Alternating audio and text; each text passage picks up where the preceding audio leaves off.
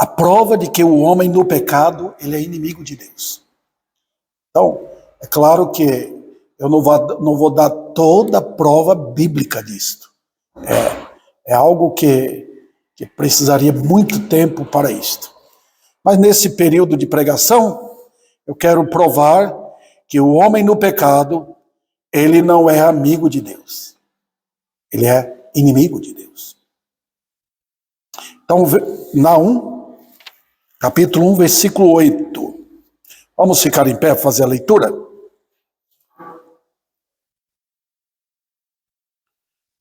Mas com inundação transbordante, acabará de uma vez com o lugar desta cidade. Com trevas perseguirá o Senhor os seus inimigos. Vamos orar. A tua palavra é o mais belo tesouro que temos, Senhor. E ela é a tua palavra. E nós não podemos viver sem a tua palavra. Ela que tem que falar os nossos corações. Ela que tem que jorrar tua verdade dentro de nós. Que nós não temamos a ti, não os homens, somente a ti, porque tu és Deus. E quando tu falas, coisa operante, coisa gloriosa que está acontecendo. Porque tu és Deus. Nós te damos louvores por isto. Dá-me graça de pregar no teu poder, pregando o que tu mandas que eu pregue, para a glória do Senhor. Não só para os que estão aqui, mas para todos quantos vão ouvir a tua palavra pela internet.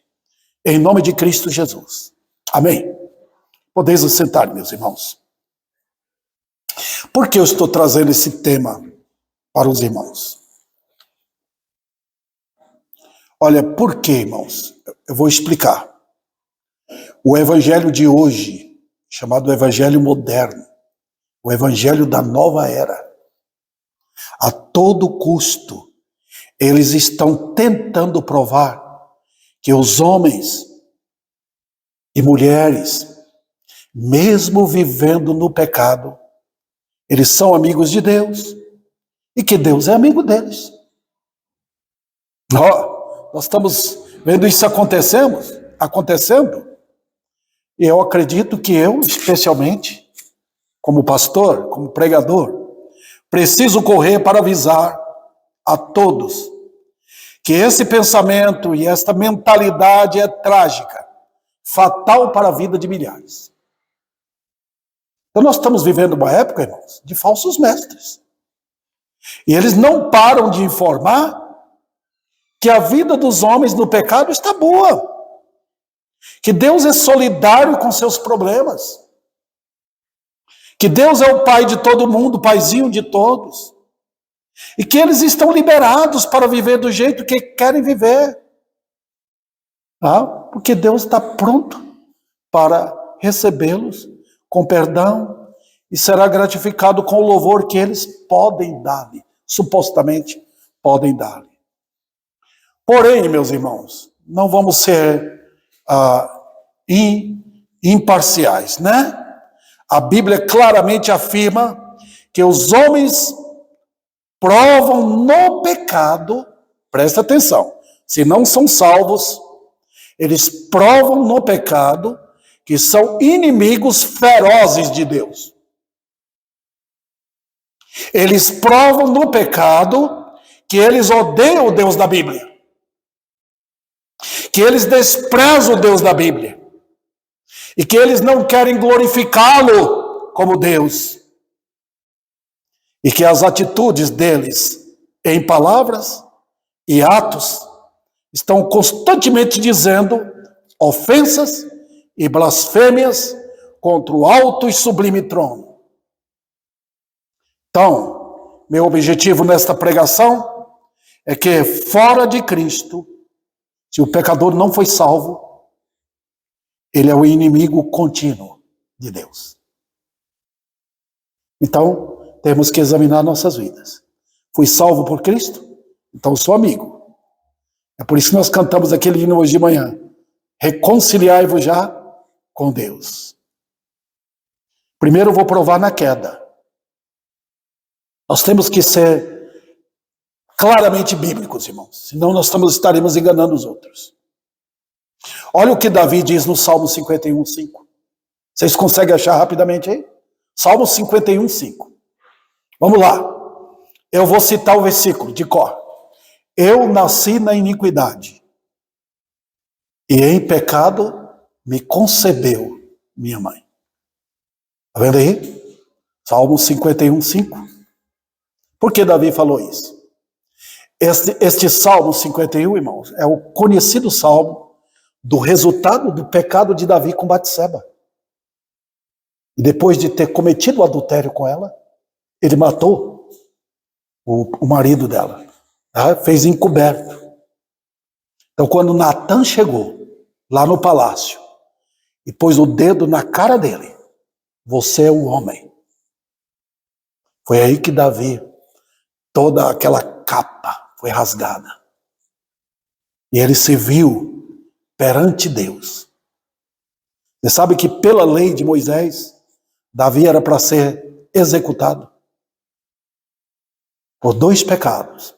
Pecado do adultério, de ter deitado com a mulher de outro e matado o marido. Pela lei, era morte certa. E é impressionante esse salmo, porque Davi traz uma lição de humilhação. Ele caiu aos pés do Senhor. Ele entrou como que no escritório de Deus, né? Senhor, eu pequei contra ti. Foi contra ti que eu pequei. Ele não estava se justificando. Né? Ele estava conhecendo quem ele era. E quando ele cita esse versículo 5, ele diz o quê? Olha o que ele diz. Eu nasci na iniquidade. E quando minha mãe ficou grávida de mim, que todo mundo estava festejando, a alegria vai nascer. Ele disse, eu nasci na iniquidade, e em pecado me concebeu minha mãe. Ó, queridos, nós não podemos esquecer da queda. Eu caí na queda, lá no Éden. A Bíblia não conta a minha história a partir de 1953, quando eu nasci lá na Bahia. A Bíblia conta a minha e a sua história a partir do Éden. Foi lá que eu caí. Foi lá que eu tombei. Olha Romanos capítulo 5. Assim como por um só homem entrou o pecado no mundo, e pelo pecado a morte, assim também a morte passou a todos os homens. Por quê? Qual foi a razão? Todos pecaram. Romanos 5,12. Então, queridos, diante desse fato, não pode haver acordo no pecado. Não tem jeito. Se eu amo o pecado, eu não posso amar Deus. Se eu sou amigo do pecado, eu não posso ser amigo de Deus. Se eu sou amigo de Deus, eu não posso ser amigo do pecado. Não tem como combinar. Não tem jeito. Então, vamos lá. Vamos ser bem claros aqui. Eu e você estávamos em Adão na queda. É impressionante, né? Quando eu casei com Dona Nádia, depois nós tivemos 3 filhos, né? Se eu tivesse morrido antes de casar com ela, eu não teria os 3 filhos. Os 3 filhos meus com a Dona Nádia estavam inseridos em mim. Está vendo? Quando Adão tombou, toda a raça estava em Adão. Não tinha nascido ninguém. Toda a raça estava ali dele. Impressionante. Por isso, o capítulo 5 de Romanos é importantíssimo. Por um só homem entrou. Está vendo? Está vendo? A Bíblia apresenta 2 Adões. O primeiro Adão, o que caiu. O segundo Adão, o que é Cristo. Em Adão e em Jesus. Está vendo a diferença? No pecado, eu estou em Adão. Quando eu fui salvo, estou em Cristo. Está vendo a diferença? Agora, irmãos, a queda nos tornou o quê? Amigos de Deus? Eu nasci como um anjinho? Eu nasci como um coração bondoso? Não. Davi reconheceu isso. Quando ele tombou lá com aquela mulher e mandou matar o homem inocente, um dos heróis dele, ele reconheceu. Falou, meu Deus, foi o Senhor que me soltou. Eu tombei. Então, queridos, vamos lá. Nós olhamos os homens do ponto de vista nosso. Eu olho aquele homem, olha, ele é religioso, ele é um homem educado, fez faculdade, ou ele é rico. Ele é diferente, né? Ele não é diferente daquele ladrão lá, ou aquele homem que está usando drogas.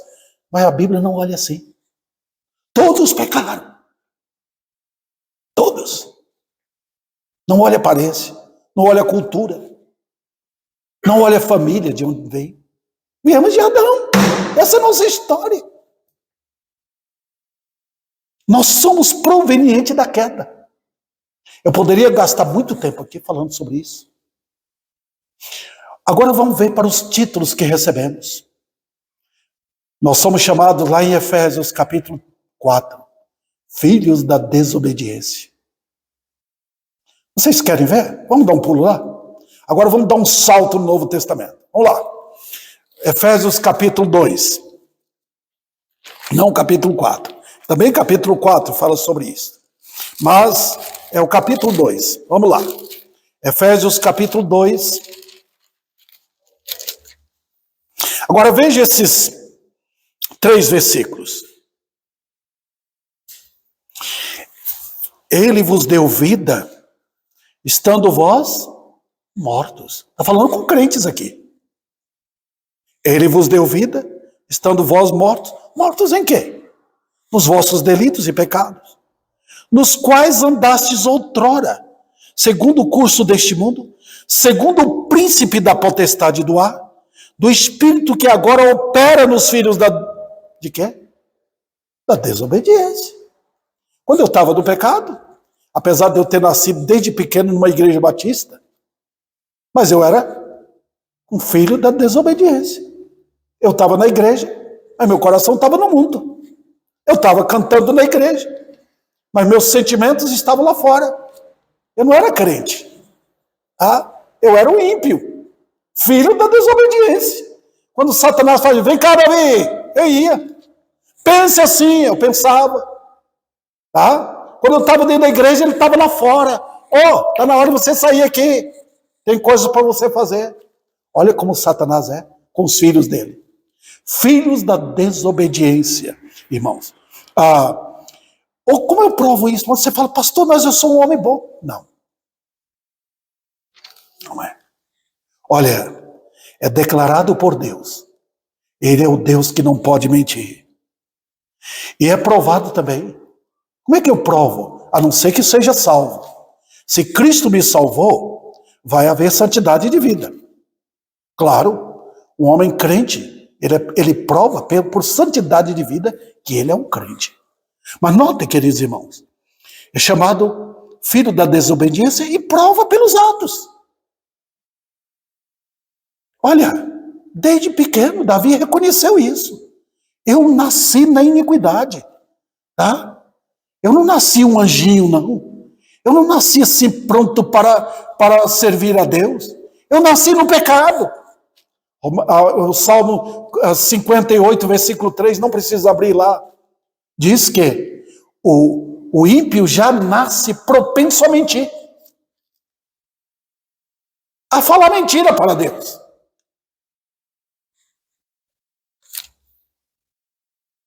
Em segundo lugar, é provado também porque somos apegados ao príncipe deste mundo. Quem é o príncipe deste mundo? A Bíblia claramente mostra. É o diabo. Ele é o príncipe. Eu sou apegado a ele? Claro. Se Cristo não me salvou, eu tenho o maior amor pelo príncipe deste mundo. Eu era assim, quando estava no pecado. Gente, olha o capítulo 8 de João, não precisa abrir, por causa do nosso tempo aqui. Mas lembra quando Jesus falou com os judeus? Os judeus falaram, nós somos descendentes de Abraão, nós temos o sangue de Abraão, e nós vamos para o céu. Jesus falou, não, vós tendes por pai o diabo, E vós quereis satisfazer os desejos dele. Que coisa terrível. Olha, queridos irmãos. Como é que nós provamos isso? O desejo por amar o pai da mentira, Satanás, está impresso no coração? Tá. Gostamos de ouvir a voz dele. Ele não chama somente para roubar, para prostituir. Ele chama para enganar, para aceitar a mentira, para seguir os padrões dele. Satanás não é bobo. Ele trabalha com os filhos dele de uma maneira especial. O mundo é dele. Vamos lá. Ele também imprime nos corações aquilo que ele tem de melhor para o mundo. Se ele quer que o filho dele vá para o bar, ele vai mesmo. Ser um mentiroso, vai. Pular carnaval, vai. Beber, vai. Ser um religioso de mentira, ele vai também. Satanás tem os métodos dele. Que coisa. Eu conheci um pastor, ele é amigo meu. Ele foi pastor por vários anos numa igreja em Brasília. Chegou um dia, ele falou para os irmãos, no púlpito: irmãos, eu quero falar com vocês que eu me converti a Cristo hoje. A igreja ficou assim assustada. Foi hoje. Eu não era crente. Se os irmãos quiserem me dispensar, eu saio. A igreja gostava muito dele. Ele continuou. Impressionante, né? Um homem dentro de uma igreja, como pastor, sem ser salvo. Acontece? Acontece. Às vezes acontece dentro da igreja. A pessoa está ali. Eu me lembro de um menino. Eu acho que ele tinha uns 11 anos aqui. Ele começou a chorar e gritar por sentir seus pecados. Ele nunca tinha sentido isso. Está vendo? Meus queridos, e pela maneira que Satanás atua em utilizar os membros do corpo no serviço dele. Se a pessoa não é crente, ela está pronta a consagrar o corpo. Mãos, boca, olhos, ouvidos, pés, todo o corpo, cada membro, para que Satanás use. E ele tem diversas maneiras para usar. Vamos agora para o segundo ponto. É provado também que o homem no pecado, ele é inimigo pela constituição pecaminosa do homem. Vamos lá? Vamos perceber. Agora eu quero que vocês participem aí, tá? Primeiro, inimigo aonde? No pensamento. Incrível. Mas o homem pode ser uma boa pessoa. Pode estar dentro de uma igreja. Pode ter uma Bíblia na mão. Pode até cantar louvores, mas é inimigo no pensamento. Vamos abrir para Efésios capítulo 4, versículo 17. Olha, irmãos, o que diz ali? O que Paulo fala a respeito dos crentes? Vamos lá. Versículo 17. Diz o seguinte: isto, portanto, digo, e no Senhor testifico, que não mais andeis como também andam os gentios, na vaidade dos seus próprios pensamentos. Impressionante, né? O que você não vê, Deus está mostrando. Deus veio o inimigo no pensamento. É aquilo que eu tenho falado para vocês. Em Isaías 55, não precisa abrir. Deus fala: os meus pensamentos não são os vossos. Os meus caminhos não são os vossos caminhos. Então Deus tem duas maneiras para mostrar que os homens são inimigos dele. Com a marca 666 na mão, provando nos atos o que eu faço. Está vendo? E na testa, provando pelos meus pensamentos. O que eu penso? Eu não penso as coisas de Deus. Eu não tenho intimidade com Deus. Eu não tenho a palavra dele guardada na minha mente. Tudo que envolve meus pensamentos é dinheiro, é o mundo, é o prazer, é as paixões, os ídolos que tem neste mundo, está tudo gravado aqui. Por isso que a Bíblia diz, onde está o vosso tesouro, aí estará o vosso coração.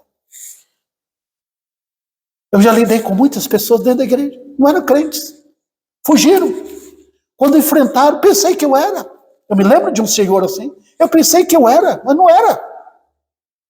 Não demorou muito, ele morreu no pecado, não se converteu. Olha que coisa terrível, queridos irmãos. Inimigos no pensamento. Como manifesta isso? Insensatez. A gente pensa que inimigos de Deus são como Faraó, por exemplo, como Nabucodonosor, como Herodes, como Pilatos. Não. Simplesmente, a mente não é do Senhor. Eu tive 3 irmãos, meus mesmos, que morreram no pecado. Foram criados na igreja. Mas depois o mundo expulsou-os da igreja. Morreram no pecado. Tinha entendimento da Bíblia, ouviram desde pequeno, mas o coração não era do Senhor. Não amava o Deus da Bíblia. Então, na mente, era inimigos. Outro detalhe também, queridos irmãos. Retiramos Deus da mente. Não queremos pensar nele. Prefiro aceitar o Deus do nosso jeito. Eu lembro de um homem que eu conheci aqui, um amigo meu. O meu Deus é diferente. Ele criou uma divindade diferente. Era o Deus que ele queria. Mas não posso criar. Lembra do bezerro de ouro na Bíblia? Quando o povo de Israel fez o bezerro de ouro? Fez. Colocou o nome de Deus. Esse é o nosso Deus. Deu uma teologia para aquele Deus. E foram pular carnaval. Fizeram festa. E até nudismo naquela ocasião, conforme a Bíblia fala. Sentaram para comer e levantaram para divertir. Está vendo? Eu posso criar um Deus pensando que é o meu Deus. Mas não é. Não é o Deus da Bíblia. É o Deus que eu invento. Então nós condenamos a idolatria do catolicismo? Condenamos, sim. Porque eles adoram Maria e adoram os outros ídolos. Mas também o ser humano é hábil em criar uma divindade dentro dele. Deixa eu pegar aqui, irmãos. Caiu aqui? Obrigado. Desculpa. Vamos lá. Veja, queridos. Prova isso recusando a Bíblia. Se alguém não ama a palavra de Deus como ela é inimigo. Se eu não volto para a verdade registrada, eu sou inimigo. A única prova clara de que eu pertenço ao Senhor é pelo amor que eu tenho pelas Escrituras Sagradas. Quem é de Deus, Jesus fala, ouve as palavras de Deus. Guardo a tua palavra no meu coração, para não pecar contra ti. Impressionante, né? O crente, às vezes, ele tomba, ele fracassa, mas ele é erguido pelo poder da palavra de Deus, continuamente. O crente é fraco, mas ele se fortalece na verdade. Veja, queridos irmãos, o que a Bíblia está realmente querendo dizer, né? A mente inimiga, ela está ocupada com aquilo que gosta. Claro, não há senhorio de Cristo. Uma pessoa inimiga não aceita o domínio de Jesus na vida. Um homem inimigo de Cristo, ele não tem o Senhor na liderança do lar dele. Não tem. Ele não ora, ele não busca a palavra de Deus, ele não guia a família para as coisas de Deus. Uma mulher que é inimiga de Deus, ela não tolera o senhorio de Cristo. Ela não submete ao marido. Não. Ela segue os princípios feministas que está tendo hoje. Quando a Bíblia diz ordena, é o senhorio de Cristo no viver. Não há temor. A luz não é permitida. Quando a pessoa é inimiga do Senhor, a luz da verdade não é permitida entrar no coração. Também inimigos na emoção. O quê? A Bíblia diz em 1 Coríntios, se alguém não ama ao Senhor, seja anátema. O que é isso? O que significa anátema? Maldito de Deus. Impressionante. A Bíblia não diz para você amar primeiramente a Jesus. É para amar somente a Ele. Impressionante, né? Só a Ele. Porque quando você ama Ele, você dá todo o seu ser para Ele. E você vai saber como amar os outros. O amor deriva-se dele. A palavra, quem não ama, a palavra amar no grego significa gostar, ter prazer, ter satisfação nele. Eu nunca posso amar o meu Senhor como Ele me amou. Nunca. Eu nunca chegarei ao nível do amor dele por mim. Mas eu posso gostar dele. Eu posso ter prazer por Ele. Ter comunhão com Ele. Ter prazer na palavra. Querer vê-lo um dia após a morte. Quando chegar lá na glória. Tá? Então, queridos irmãos, inimigo nas emoções. Não pode haver mistura no amor. Um homem que ama a sua esposa, ele não vai amar outra mulher. Ele ama só ela. Porque não pode haver divisão no amor. Você não pode dar metade para uma mulher, metade para outra, a sua esposa. Ou ama a esposa, ou realmente não ama. Né? Então, o amor por Deus não pode ser dividido. Eu não posso amar meu Senhor e amar o mundo. Também, no coração inimigo, não há nenhum sentimento de temor, de terror. A Bíblia manda tremer, temer, ter reverência, ter piedade, fugir do mal. A Bíblia manda. E esses sentimentos é de quem ama. Outro detalhe, há uma busca contínua pelas paixões da carne.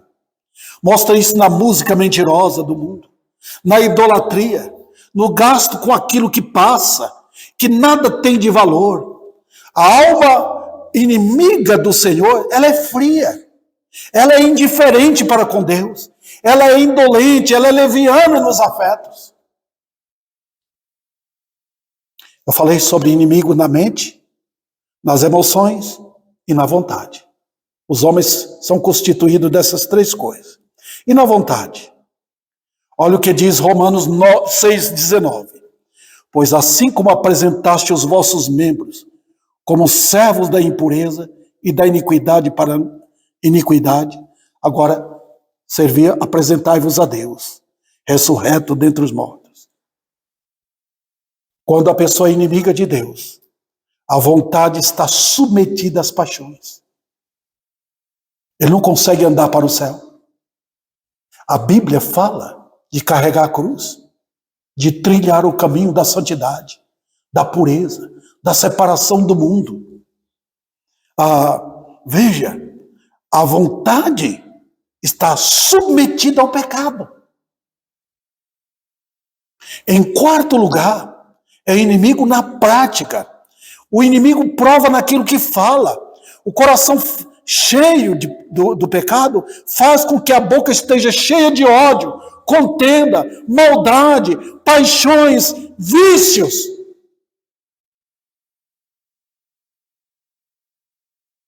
Prova naquilo que faz. Não é servir ao Senhor. A pessoa serve ao mundo e à carne. É provado por onde anda. Onde você está? Quem é a sua companhia? Você está no meio dos ímpios, na perversidade deles, rindo com eles. Você gosta da companhia dos ímpios? Você vai onde o Senhor Jesus Cristo não estaria? E olha, queridos, silenciosamente, o inimigo está gritando contra Deus. Silenciosamente. Eu te odeio. É incrível. Eu não quero que tu reines na minha vida. Eu não quero que tu reines no meu dinheiro, na minha língua. Eu falo o que eu quiser. Eu olho o que eu quiser. Eu compro o que eu quiser. Sai do meu caminho, Deus. Eu não quero tua luz. Eu não aceito teus padrões de santidade. Os gritos do inimigo são gritos silenciosos. são ditos pelos seus atos. E agora, eu tenho mais 2 pontos, aí eu termino. Bom, Deus e os seus inimigos. E o que é que Deus fala? Deuteronômio 32, 41. Vamos lá para o começo da Bíblia. Gênesis, Êxodo, Levítico, Número, Deuteronômio, 4º livro da Bíblia. 32, versículo 41. Vamos abrir lá. Olha o que é que diz. É o antepenúltimo capítulo daquele livro maravilhoso, irmãos. Tem 34 capítulos. Deuteronômio 32, 41. O chamado Cântico de Moisés. Olha o que é que ele diz. Se eu, é Deus que está falando, não é Moisés não. Se eu afiar a minha espada reluzente e a minha mão travar do juízo, então retribuirei vingança a quem? Aos meus adversários, e recompensarei aos que me odeiam. Está vendo? Você vai dizer, pastor, mas é o Velho Testamento. O Deus do Velho Testamento é o mesmo Deus de agora. O Deus que tem inimigos, trata com os inimigos.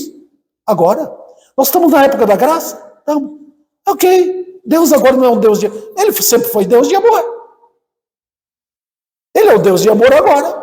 E era Deus de amor também no Velho Testamento. A Bíblia diz no Novo Testamento que se o homem não se converter, ele está debaixo da ira de Deus. João 3,36. Então tem inimigos? Tem. O livro de Apocalipse, no Novo Testamento, trata da maneira como Deus vai lidar com o mundo inimigo. A partir do capítulo 6 até o capítulo 19.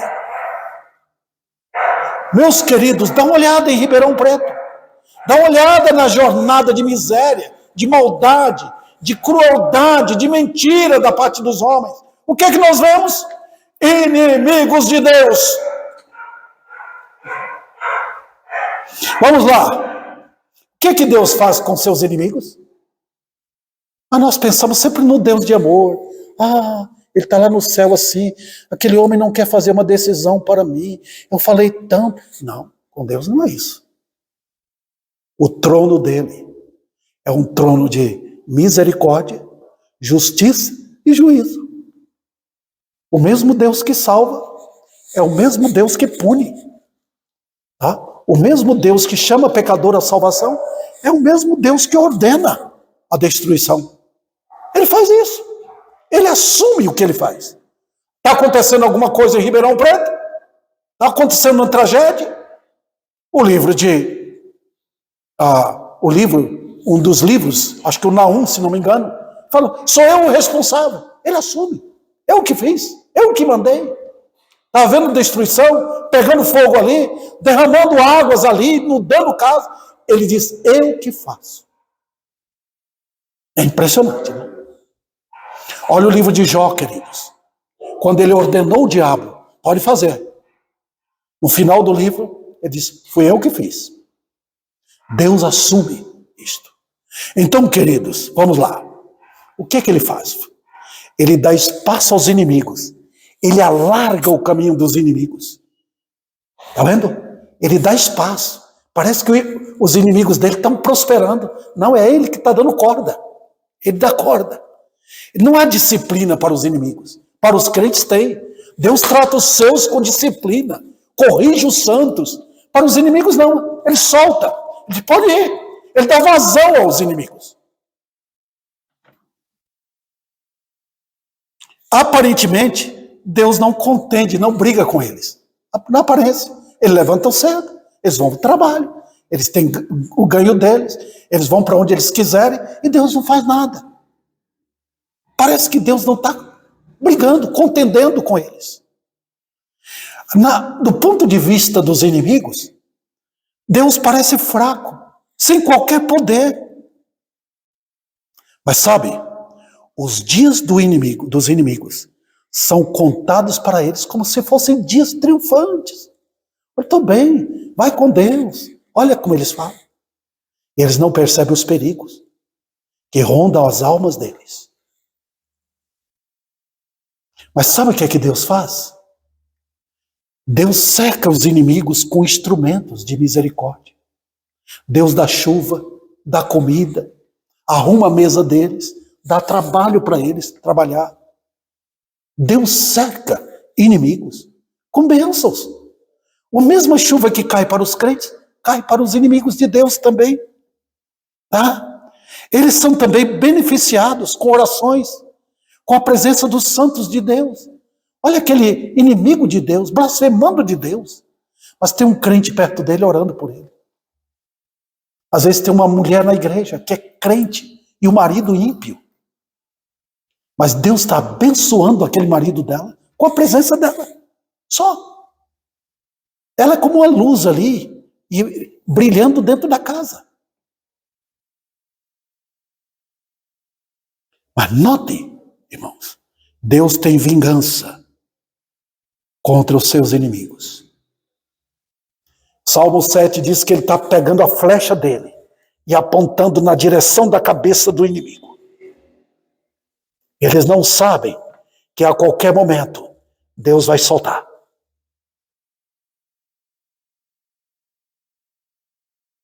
Gostam de ouvir uma mensagem dessa? Mas a Bíblia manda.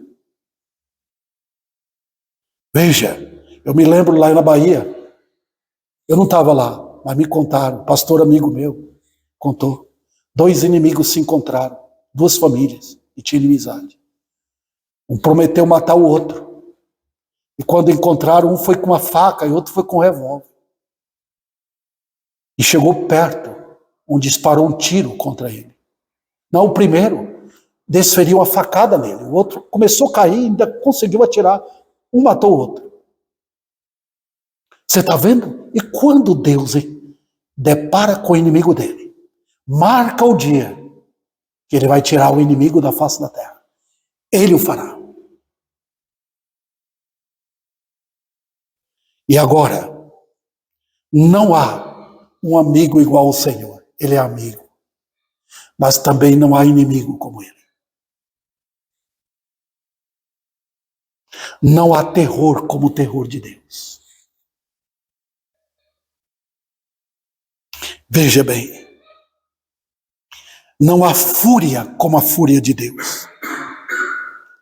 E agora, ó amigo, você quer continuar brincando? Desafiando Deus? Achando que Ele não é exatamente Deus?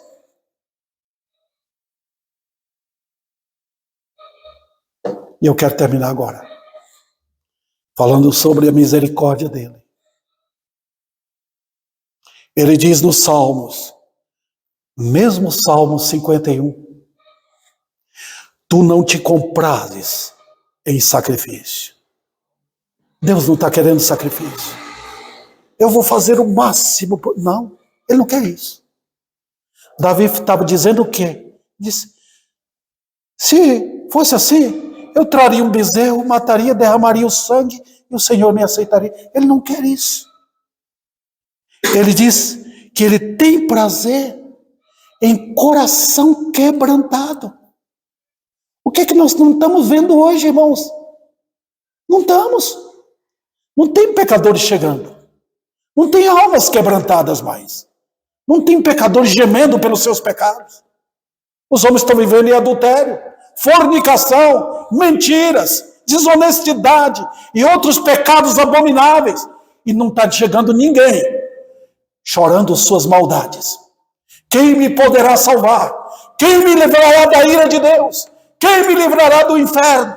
Não tem. Mas Deus tem prazer em corações quebrantados. Ele tem prazer em almas que chegam. Olha que coisa. É o prazer de Deus. Quando ele encontra um pecador arrependido, que olhou para o passado, viu sua própria miséria. O que é que eu posso fazer? Quem me vai socorrer? O homem arrependido, ele vê a sua vida inteira, diz, eu não posso continuar, eu estou indo para o inferno.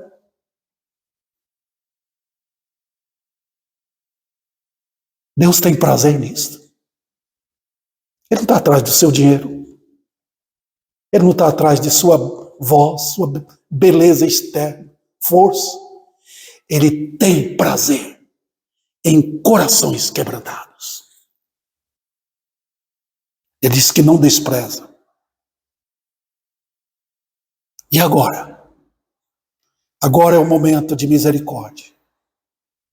Eu conheci vários que brincaram com Deus, não queriam dar ouvidos à voz e morreram em seus pecados.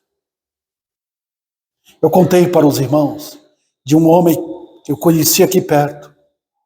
Ele chegava do serviço e ia para o bar. E bebia e bebia.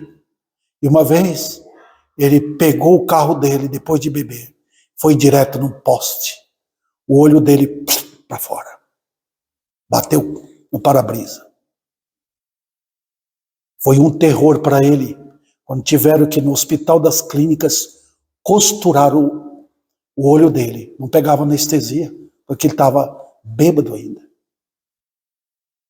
Ele falou para mim: pastor, se o inferno é pior do que isso, eu não quero. Eu falei para ele: pode esperar. E depois de passar tudo isso, você vai voltar para o mesmo bar e beber. Você não se arrependeu. Foi dito e feito. Voltou para o bar, faltando um olho. Olha, queridos, o Deus da Bíblia, Ele é o Deus de misericórdia. E quando o homem cai em si, talvez Ele vai chegar e salvar. Ele adiou a morte do rei Acabe, porque Acabe se humilhou.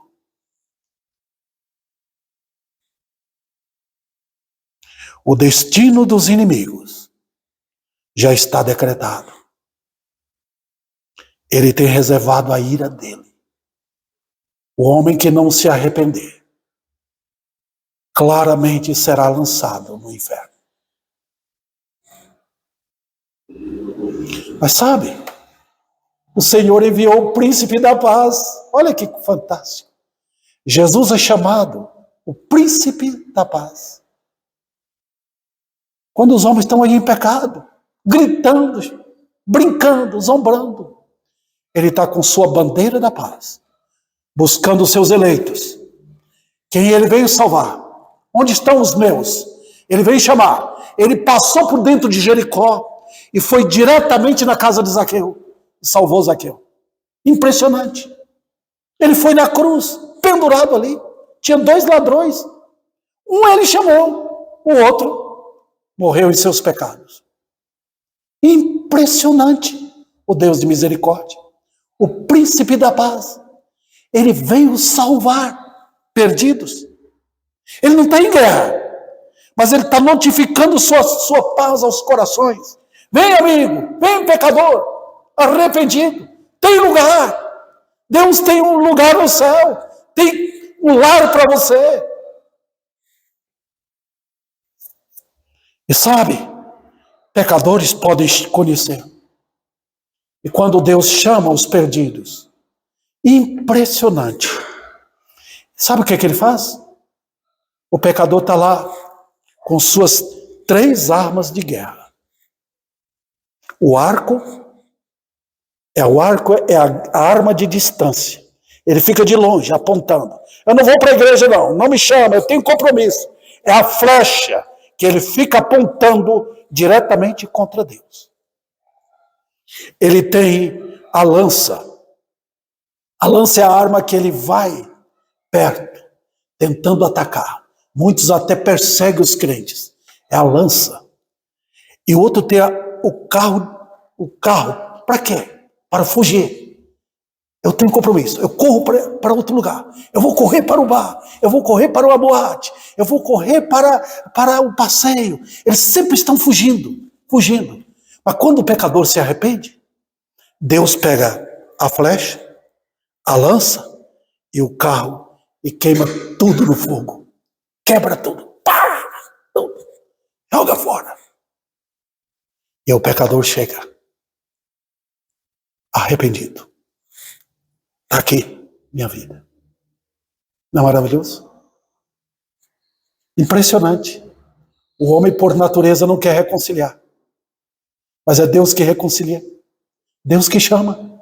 E quando Ele chama, o pecador vem, e quando o pecador chega, ele salva para sempre. Ele não salva por um período, não. Ele salva para sempre. Ele agora é meu. Eu que vim buscar essa alma para mim. E ele vai morar eternamente comigo lá no céu. Como o sangue de Cristo apaga as culpas, remove a inimizade e torna o homem para sempre amigo de Deus. Não é maravilhoso? E agora crente, ele me reconciliou. Eu sou dele para sempre. Eu quero amar meu Senhor. Eu quero andar com ele. Ele me guia agora. Ele é meu Senhor para todo sempre. E eu morarei com ele. Nunca mais cairei na condenação eterna.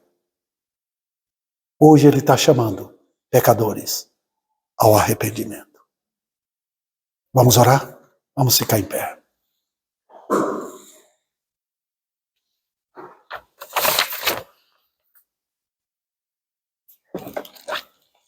Vem, Senhor. Eu quero pedir que o Senhor transborda a tua visitação em Ribeirão Preto. Meu Deus, vem com tua misericórdia e nos dá pecadores chegando para ouvir tua palavra. Homens e mulheres que estarão visitados pelo Senhor, querendo saber a verdade. Como podem ser salvos? Peço, Senhor, tuas misericórdias. Dá-nos dias de avivamento, de almas chegando, silenciosas, mudas perante Deus, querendo ouvir o que tua palavra diz e querendo em Cristo plena certeza da salvação. Obrigado, Pai de amor. Em nome de Cristo. Amém.